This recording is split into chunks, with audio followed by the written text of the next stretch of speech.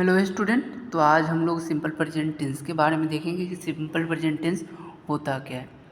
इससे पहले वाली वीडियो में मैंने टेंस के बारे में डेफिनेशन लिखा है, उसके बारे में मैंने बताया है कि प्रेजेंट टेंस क्या होता है, पास्ट टेंस क्या होता है, फ्यूचर टेंस क्या होता है, सबके बारे में मैंने चर्चा की है। V1 क्या होता है और V5 क्या होता है, ठीक है। V1 कहाँ लगा सकते हैं, V5 कहाँ लगा सकते हैं, उसके बारे में सबके बारे में मैंने चर्चा की।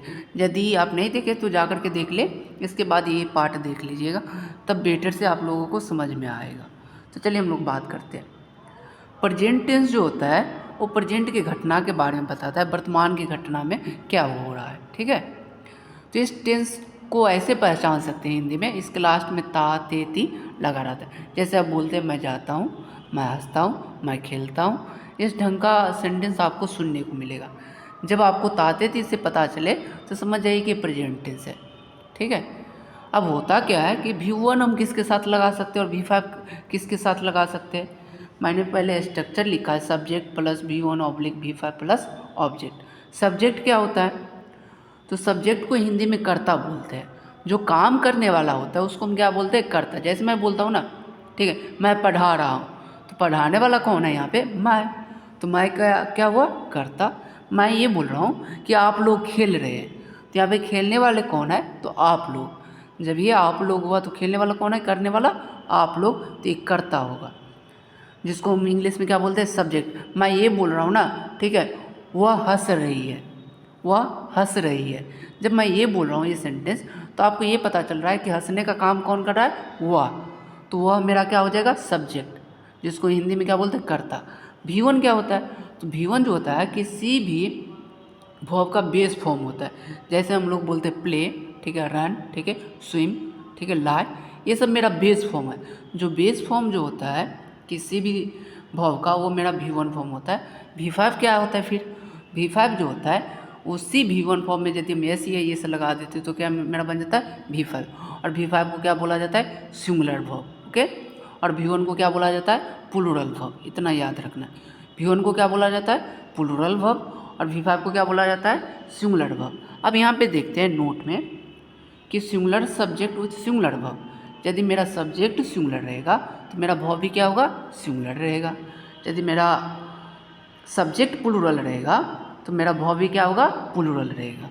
आप देखिए सब्जेक्ट मेरा कौन कौन सा है, तो ही, सी, इट और आई क्या होता है, सिंगुलर होता है, ठीक है। ही, सी, इट क्या होता है, सिंगुलर होता है। और सिंगुलर कौन सा होता है, एक आदमी का नाम, किसी भी चीज़ का यदि एक नाम हो तो उसको हम सिंगुलर मानते हैं, ठीक है। प्लूरल क्या होता है फिर, दे, वी, यू, या प्लूरल में एक से अधिक नाम को हम क्या बोलते हैं, प्लूरल नेम, ठीक है। ये सब प्लूरल होता है। इतना होप आप लोगों को समझ में आया होगा। एक चीज़ आपको याद रखने की ये ज़रूरत है, आई जो होता है ना वो एक्सेप्शन होता है, वो सिंगुलर होता है लेकिन अपने साथ प्लूरल वर्ब लेता है, ओके। आई जो है एक्सेप्शन है। हम लोग नहीं बोलते कि क्लास में जो ये लड़का ना सबसे हटके है, तो आई भी है सबसे हटके, वो अपने साथ सिंगुलर वर्ब नहीं लेगा बल्कि प्लूरल वर्ब लेगा। तो चलिए हम लोग देखते हैं एग्जाम्पल को। फर्स्ट में मैंने लिखा ही गोज टू स्कूल, ठीक है। और सेकेंड में मैंने लिखा ही गो टू स्कूल।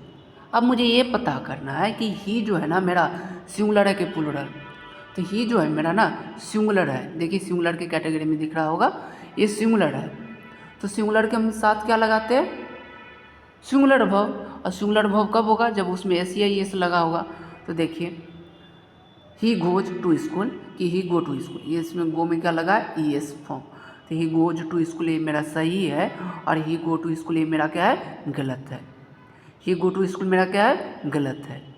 नेक्स्ट में देखते हैं दे प्ले क्रिकेट और दे प्लेज क्रिकेट। अब दोनों में डिफर क्या है, दे जो है ना, दे मीन्स क्या होता है, वे लोग, बहुत आदमी हो गया, प्लूरल मेरा सब्जेक्ट हो गया, तो वर्ब भी कैसा लेगा, प्लूरल लेगा। तो इसीलिए दे प्ले क्रिकेट सही होगा और दे प्लेज क्रिकेट ये मेरा क्या होगा, गलत होगा।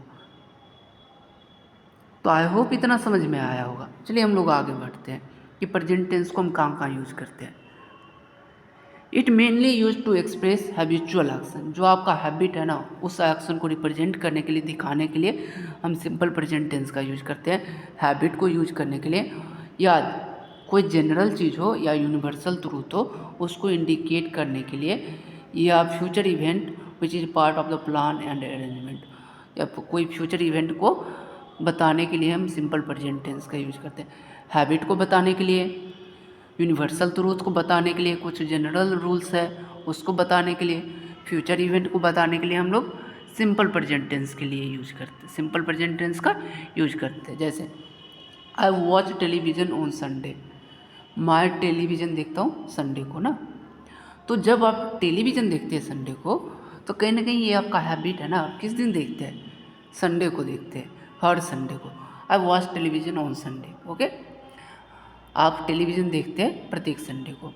ही goes to morning walk, sorry she goes to morning walk, वो मॉर्निंग वॉक जाती है। अब यहाँ पे देखिए ये आदत बता रहा है कि वो कहाँ जाती है, मॉर्निंग वॉक जाती है। I play football eight 4 o'clock, मैं फुटबॉल 4 o'clock में खेलता हूँ, ठीक है।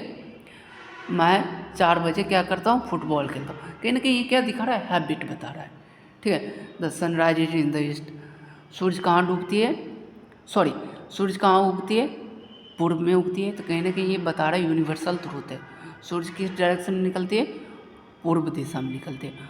Honesty is the best policy, कहीं ना कहीं ये हम लोग मानते हैं ना, honesty is the best policy. तो कहीं ना कहीं ये क्या है, यूनिवर्सल में एक्सेप्टेड है। The school reopens next week, school कब खुलेगी, नेक्स्ट वीक। आप देखिए ये फ्यूचर प्लान के बारे में बात कर रहा है कि हमारा जो स्कूल रीओपन होने वाला है ना, कब रीओपन होने वाला है, अगला सप्ताह में। तो कहीं ना कहीं हम फ्यूचर की बात करते हैं, तो सिंपल प्रेजेंट टेंस फ्यूचर के बारे में भी बताता है। The examination comes next month, और एग्जामिनेशन कब आने वाली है, नेक्स्ट मंथ। तो जब हम इस ढंग का सेंटेंस देखते हैं तो ये पता चलता है कि सिंपल प्रेजेंट टेंस हैबिट के बारे में, यूनिवर्सल ट्रूथ और फ्यूचर एक्शन के बारे में या कोई प्लान के बारे में वो बताता है। नेक्स्ट हम देखते हैं time clause and conditional clause in place of the simple future. आपको यदि कंडीशनल सेंटेंस देते, जैसे बोला जाता है इफ़ यू कम आज शैल गो, यदि तुम आओगे तो मैं जाऊंगा। अब जैसे बोलते हैं ना, यदि तुम आओगे तो मैं जाऊंगा। यदि आप इस सेंटेंस पे गौर करते हैं तो पता चलता है यदि आप आएंगे तो मैं जाऊंगा। तो दोनों जो सेंटेंस है ना, कहीं ना कहीं फ्यूचर टेंस में है। तो जिस सेंटेंस से कंडीशन वाला वर्ड जुड़ा रहेगा उस सेंटेंस को सिंपल प्रेजेंट टेंस में रखेंगे, और दूसरा जो सेंटेंस होगा उसको सिंपल फ्यूचर टेंस में रखेंगे। आपको इतना याद रखना होगा। जैसे मैं बोलता हूँ इफ़ यू कम, यदि आप आएंगे, आई शैल गो, तो मैं जाऊँगा। यदि आप आएंगे तो मैं जाऊँगा। If you do not work hard, यदि आप कठिन मेहनत नहीं करते हैं, यू विल फेल, तो आप फेल हो जाएंगे। तो यदि कंडीशन वाला सेंटेंस हो यदि इस ढंग का, और कंडीशन जो जिस सेंटेंस से जुड़ा हो उसको प्रेजेंट टेंस में रखेंगे, और दूसरा जो मेरा सेंटेंस होगा उसको सिंपल फ्यूचर टेंस में रखेंगे। नेक्स्ट हम लोग बढ़ते हैं निगेटिव सेंटेंस में। इसका निगेटिव कैसे बनेगा? तो निगेटिव बनाने के लिए इसका स्ट्रक्चर होता है subject plus do oblique does plus note plus V1 plus object. अब फिर कंडीशन ये आया कि डू का हम यूज कहाँ करते हैं। तो डू का जो यूज करना है आपको ही सी इट यानी सिंगुलर सब्जेक्ट के साथ, ओके। और डू का किसके साथ यूज करना है, प्लूरल सब्जेक्ट के साथ। बस इतना ही याद रखना, इतना ही खेला बेला है। आपको सिंगुलर सब्जेक्ट के साथ डू का यूज करना है और प्लूरल सब्जेक्ट के साथ, सिंगुलर सब्जेक्ट के साथ डज का प्रयोग करना है और प्लूरल सब्जेक्ट के साथ डू का यूज करना है। जैसे मैंने बोला आई मेरा सिंगुलर है, लेकिन अपने साथ कौन सा वर्ब लेता है, प्लूरल वर्ब। देखिए एक्सेप्शनल है, आई डू नॉट या I do not go to school, मैं स्कूल नहीं जाता हूँ, ओके, मैं स्कूल नहीं जाता हूँ। इसका मतलब हो he does not go to school, वो स्कूल नहीं जाता है, वो स्कूल नहीं जाता है। They do not eat meat, वे लोग मीट नहीं खाते हैं, वे लोग मीट नहीं खाते हैं। She does not write a letter to her friend, वो अपने दोस्त को लेटर नहीं लिखती है, वो अपने दोस्त को लेटर नहीं लिखती है। तो जब आपको इस ढंग का सेंटेंस मिले, इसका यदि निगेटिव बनाना हो तो इसका अब हम V5 नहीं लगाएंगे, डू डज नोट के बाद फिर V1 ही लगाएंगे, जैसे आप स्ट्रक्चर देख रहे हैं यहाँ पे। तो इस ढंग से आपको स्ट्रक्चर पर बैठाना है। पहले सब्जेक्ट होगा, इसके बाद डू या डज में से कोई एक चीज़ होगा जो मेरा सब्जेक्ट होगा उसके अनुसार, इसके बाद नोट, इसके बाद V1, इसके बाद ऑब्जेक्ट। ओके, नेक्स्ट हम लोग बढ़ते हैं इंट्रोगेटिव। तो देखते हैं इंट्रोगेटिव टू टाइप से इंट्रोगेटिव होता है, यस नो इंट्रोगेटिव और WH। यस नो क्या होता है? जब हम किसी सेंटेंस का आंसर यस और नो में देते हैं तो उसको बोला जाता है यस नो इंट्रोगेटिव। ओके, और जब हम किसी भी सेंटेंस का आंसर एक सेंटेंस में देते हैं उसको बोला जाता है WH क्वेश्चन। मैं जब पूछता हूँ ना वेयर डू यू लिव, आप कहाँ रहते हैं, तो आपको आंसर देना होता है आई लिव एट पटना। ठीक है, मैं पटना में रहता हूँ। ठीक है, तो आपको एक सेंटेंस में आंसर देना होता है। लेकिन जब मैं ये बोलता हूँ ना डू यू नो मी, क्या आप मुझे जानते, तो आप जवाब देते हैं यस या नो। यदि जानते होंगे तो यस, यदि नहीं जानते तो नो। तो टू टाइप्स ऑफ इंट्रोगेटिव होता है, यस नो और WH। तो WH का मतलब हुआ व्हाट, वेयर, व्हेन, हाउ। ठीक है, वाई, हुज और सारा WH वर्ड है। तो इसका जो स्ट्रक्चर होता है do oblique does plus subject plus V1 plus object plus question mark. जैसे मैं बोलता हूँ डू यू लाइक इट, क्या आप इसे पसंद करते हैं, क्या आप इसे पसंद करते हैं, डू यू लाइक इट। जब ये आप एक्चुअली यहाँ पे देखिए डू का मैंने क्यों यूज किया। देखिए अब डू और डज के बाद मैंने सब्जेक्ट दिया, तो सब्जेक्ट मेरा क्या है, यू है। और यू जो मेरा प्लूरल सब्जेक्ट है इसीलिए इसका प्लूरल वर्ब भी होगा, इसलिए मैंने डू का यूज किया। ठीक है, डू यू लाइक इट, क्या आप इसे पसंद करते हैं। डज शी लव हिम, क्या वो उससे प्यार करती है। ठीक है, डू यू प्ले क्रिकेट, क्या आप क्रिकेट खेलते हैं। ठीक है, does he go to school, क्या वो स्कूल जाता है। तो इस ढंग से आपका क्वेश्चन आएगा। और ये WH क्वेश्चन होता है, does he go to school, क्या वो स्कूल जाता है, यदि जाता होगा तो यस, यदि नहीं जाता होगा तो नो। नेक्स्ट में देखते हैं इसका निगेटिव क्या होगा। तो देखिए दोनों का स्ट्रक्चर सेम है। मैंने क्या किया है, सिर्फ सब्जेक्ट के बाद नोट यूज कर दिया है। Do oblique does plus subject के बाद मैंने नोट यूज कर दिया, V1 प्लस ऑब्जेक्ट सेम ही है। तो आप इस ढंग से do you note like it, क्या आप इसे पसंद नहीं करते हैं। Does she note love him, क्या वो उसे प्यार नहीं करती है। Do you note play cricket, क्या आप क्रिकेट नहीं खेलते। इस ढंग से आप बना सकते हैं। यदि आपको कहीं प्रॉब्लम है तो आप कमेंट ज़रूर कीजिए। यदि आपको वीडियो पसंद आता है तो आप लाइक ज़रूर करें, सब्सक्राइब करें, शेयर करें। नेक्स्ट हम लोग आते हैं WH में। आप देखिए WH और यस नो क्वेश्चन में क्या डिफर है। देखिए मैंने जो लिखा है do does plus subject plus note plus V1 plus object, ये निगेटिव है, सेम वैसे ही उतरेगा, बस इसमें WH वर्ड जोड़ देंगे पहले और सेम ऐसे ही बनेगा। जैसे मैंने लिखा WH plus do oblique does plus subject plus V1 plus object plus question mark. तो नेक्स्ट जो वाक्य है why do you go there, आप वहाँ क्यों जाते हैं। तो देखिए WH वर्ड है तो WY हो गया, इसमें से डू डज में से कोई एक हमको लेना है, मैंने डू लिया क्योंकि मेरा सब्जेक्ट जो है यू है, फिर मैंने V1 दिया और जो मेरा ऑब्जेक्ट है देयर। इस ढंग से सिंपल फॉर्म है, एक बार आप आराम से देख लीजिए, कॉपी पे नोट डाउन कर लीजिए, आ जाएगा।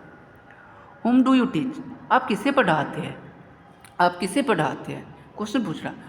Which subject does she want to study, वो कौन सा सब्जेक्ट पढ़ना चाहती है। हेलो सॉरी डिस्टर्ब हो गया था। तो हम लोग देखते हैं which subject does she want to study, कौन सा सब्जेक्ट वो पढ़ना चाहती है। ठीक है, वह कौन सा सब्जेक्ट पढ़ना चाहती है। Why do you weep now, तुम अभी क्यों रोती हो, या तुम क्यों अभी रोती हो। ठीक है, इस ढंग से आप बना सकते तुम why do you weep now, तुम अभी क्यों रोती हो। ठीक है, या रोती हो। ठीक है, तो आप इसका यदि निगेटिव बनाना होगा तो बस WH देखिए सेम निगेटिव है। स्ट्रक्चर कहाँ गया, देखिए ये structure subject do does, subject के बाद नोट ऐड कर देना है, सब्जेक्ट के बाद नोट ऐड कर देना, V1 प्लस ऑब्जेक्ट हो जाएगा। Why do you not meet your parents, तुम अपने पेरेंट्स से क्यों नहीं मिलते हो। Why do you not meet your parents, तुम अपने पेरेंट्स से क्यों नहीं मिलते हो। Which subject does she not want to study, कौन सा सब्जेक्ट वो पढ़ना नहीं चाहती है। तो आप इस ढंग से आप बना सकते हैं। यदि आप आपको कहीं समस्या है तो आप कमेंट ज़रूर कीजिए, मैं उसको समझाने का कोशिश करूँगा। Thank you.